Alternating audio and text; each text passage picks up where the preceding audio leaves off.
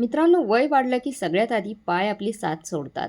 थोडं चालायचं असलं तरी पाय साथ देत नाहीत.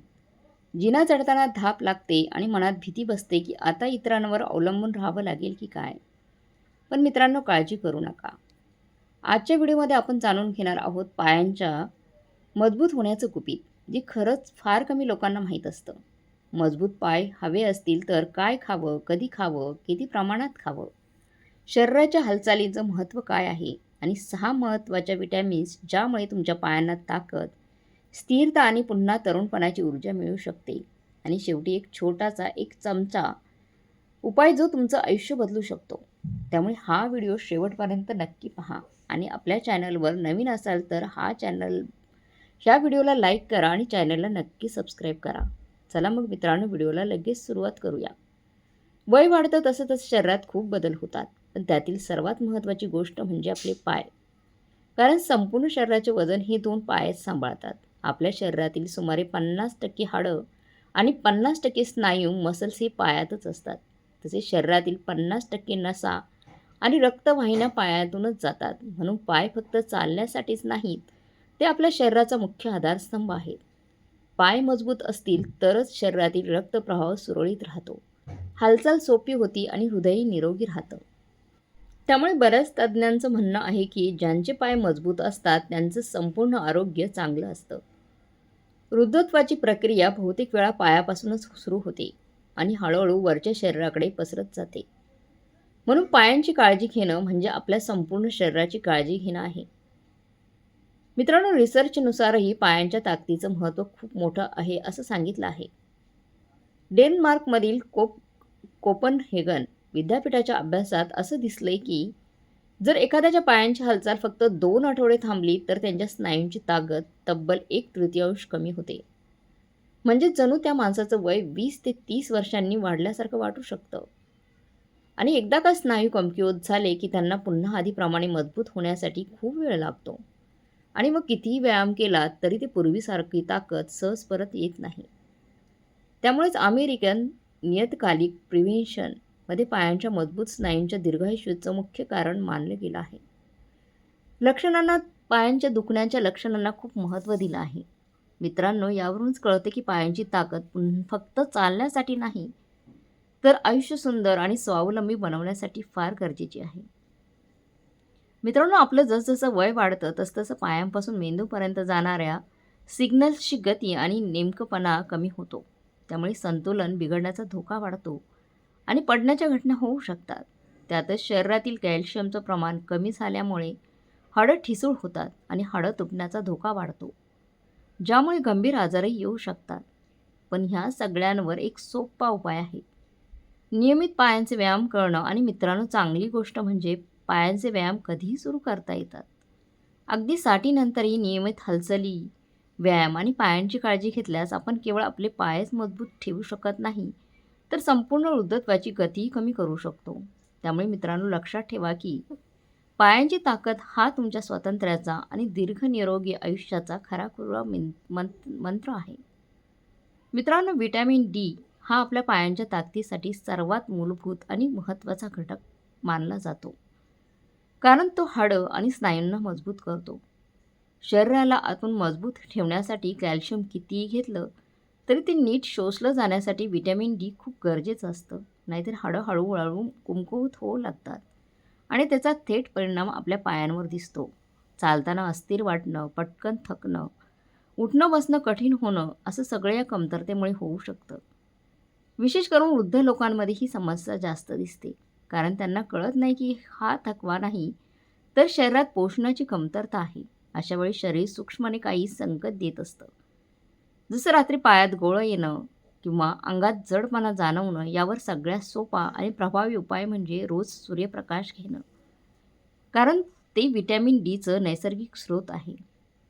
त्याचबरोबर चांगला आहार आणि रोज 1 चमचा थंड लिव्ह ऑइल घेणं यासारख्या छोट्या बदलांनी पाय पुन्हा मजबूत आणि ठसठसीत होऊ शकतात.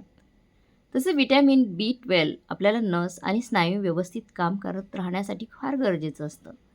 ही व्हिटॅमिन्स मेंदू आणि पायामधलं कनेक्शन चांगलं ठेवतं, ज्यामुळे हालचाली नीट नियंत्रित होतात. मित्रांनो, हे लक्षात ठेवा, जर व्हिटॅमिन शरीरात व्हिटॅमिन B1 ची कमतरता असेल तर पाय सुन्न होणं, झणझणाट होणं, संतुलन बिघडणं किंवा चालताना अचानक थकवा जाणवणं अशी लक्षणं दिसू लागतात. बरेच लोक याकडे दुर्लक्ष करतात आणि फक्त वयामुळे असं होतं असं समजतात. पण खरंच ही एक गंभीर पोषण समस्या असू शकते. ह्याकडे वेळेत लक्ष दिलं आणि योग्य आहार घेतला तर ही समस्या सहज बरी होऊ शकते. त्यामुळे पायांची ताकद टिकून ठेवण्यासाठी फक्त व्यायामच नव्हे, तर शरीराला आवश्यक विटॅमिन्स पुरवणंही तितकंच महत्त्वाचं आहे. त्याचप्रमाणे व्हिटॅमिन सी हे पायांसाठी, लवचिकपणासाठी आणि सांध्यांच्या आरोग्यासाठी फारच महत्त्वाचं मानलं जातं. व्हिटॅमिन सी कोलेजन तयार करायला मदत करतं, ज्यामुळे आपले गुडघे आणि सांधे मजबूत आणि लवचिक राहतात. कोलेजन कमी झाला की सांधेदुखी होऊ लागते, हालचालींना अडथळा येतो आणि चालताना वेदना होतात. त्यामुळे पाय हलके, लवचिक आणि व्यवस्थित काम करत राहण्यासाठी व्हिटॅमिन सी खूप गरजेचं आहे. त्यासाठी आवळा, लिंबू, संत्री यांसारखे नैसर्गिक पदार्थ आपल्या आहारात ठेवणं हा एक सोपा आणि चांगला मार्ग आहे. एकंदरीत व्हिटॅमिन डी, व्हिटॅमिन B12 आणि व्हिटॅमिन सी हे तिन्ही गोष्टी मिळून पायांना ताकद, ऊर्जा आणि लवचिकता देतात. वेळेवर याकडे लक्ष दिलं आणि छोट्या-छोट्या सवयी अंगीकारल्या तर फक्त पायच नाही तर संपूर्ण आयुष्य जास्त सक्रिय, स्वावलंबी आणि निरोगी राहू शकतं. मित्रांनो, अनेक जण नियमितपणे कॅल्शियम घेतात, पण तरी त्यांचे हाडं मजबूत होत नाहीत.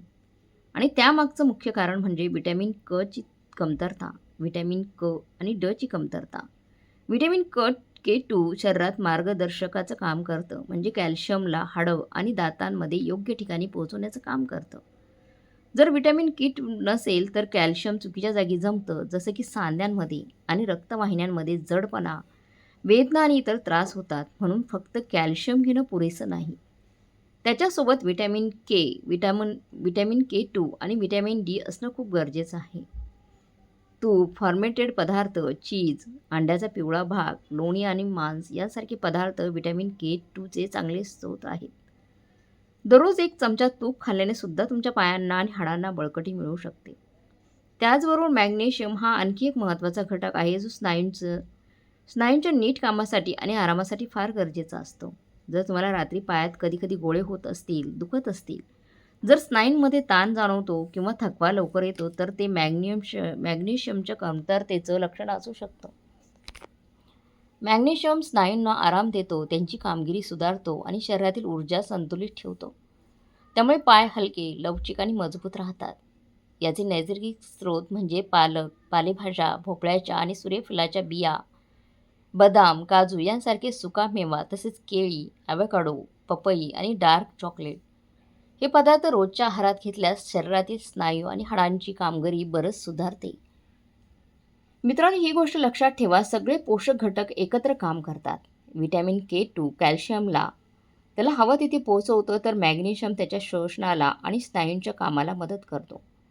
त्यामुळे हे सगळं एकत्र खाल्ल्यावर शरीरात कॅल्शियम नीट वापरलं जातं आणि हाडं खरंच मजबूत होतात. याचा फायदा फक्त पायांच्या ताकदीपुरताच मर्यादित राहत नाही, तर हृदय आणि रक्तवाहिन्यांनाही फायदा होतो. म्हणून महागड्या सप्लिमेंट्सच्या तुलनेत आपल्या रोजच्या आहारात योग्य बदल करणं म्हणजेच दीर्घकाळ निरोगी राहण्याची आणि मजबूत पायांची खरी गुरुकिल्ली आहे. मित्रांनो, मला काही महत्त्वाचे प्रश्न आहेत ते विचारायचे. तुमचे पाय नेहमी थंड का भासतात का? चालताना जडपणा वाटतो का? किंवा थोडं चालल्यावर थकवा येतो का?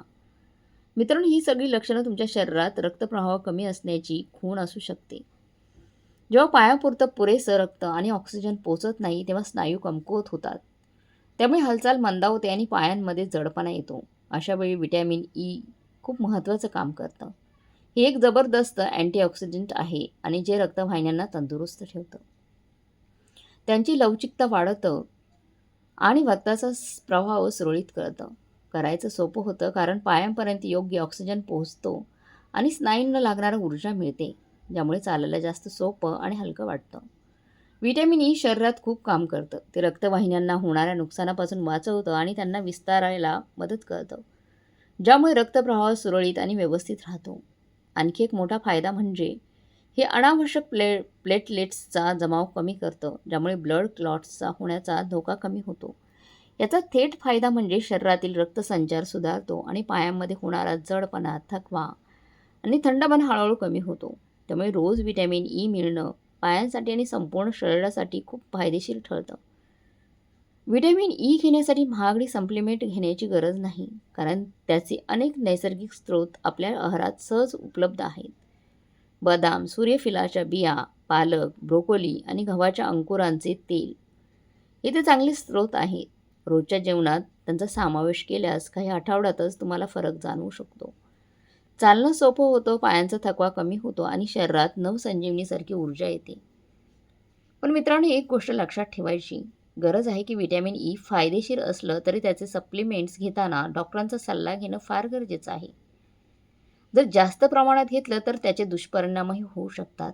योग्य प्रमाणात आणि नैसर्गिक पद्धतीने घेतलेलं व्हिटॅमिन ई तुमच्या पायांना फक्त ताकदच नाही तर नवचेतनही देऊ शकतं.